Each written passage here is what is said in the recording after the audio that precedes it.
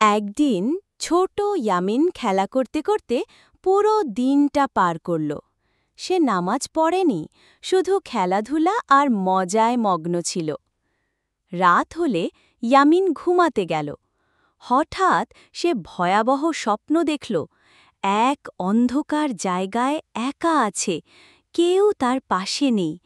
চারপাশে ভয়ঙ্কর শব্দ। সে খুব ভয় পেল। সকালে ঘুম থেকে উঠে ইয়ামিন সব মাকে বলল। মা তার দিকে মৃদু হেসে বললেন, ইয়ামিন, নামাজ পড়লে আল্লাহ তোমাকে সব বিপদ থেকে রক্ষা করেন।